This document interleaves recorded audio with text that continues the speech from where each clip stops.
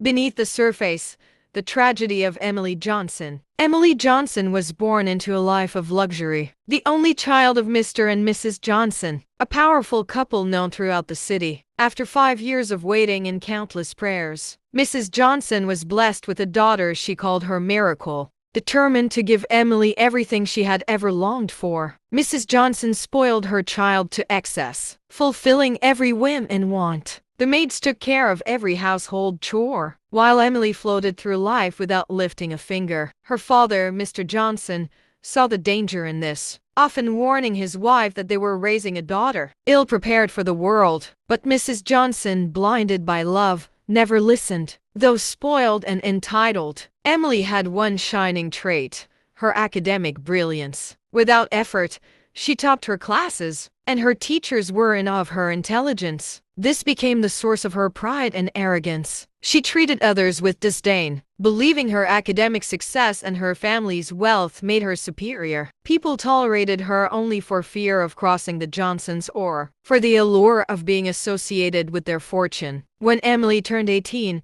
the time came for her to attend university. Her parents spared no expense, enrolling her in one of the most prestigious universities in the country. Emily believed she was unstoppable, and her parents fueled that belief by continuing to pamper her. However, university life was different. Her arrogance and rudeness made it difficult for her to form genuine friendships. The people she surrounded herself with were there for one thing: her money. As Emily immersed herself in the elite lifestyle of parties and luxury, she neglected her studies. She began skipping classes, engaging in reckless behavior, and seeking attention from the wrong kinds of people. She had multiple boyfriends and craved the thrill of the nightlife. But amid the glitz and the chaos, Emily began to feel strange. The vomiting, the fatigue, the missed periods, it all pointed to something she hadn't anticipated. She was pregnant. Panic consumed her. In desperation, she confided in her group of girlfriends, who quickly advised her to have an abortion. There was one voice of reason among them,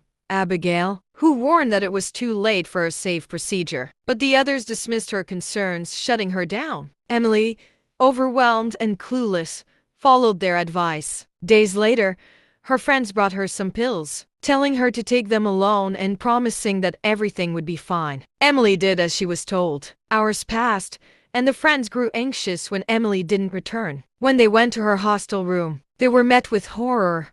Emily lay in a pool of her own blood, lifeless. Panic gripped them all. In a blind frenzy, they fled the scene, unsure of what to do. What will happen now that Emily is dead? Like, follow, and comment for part 2.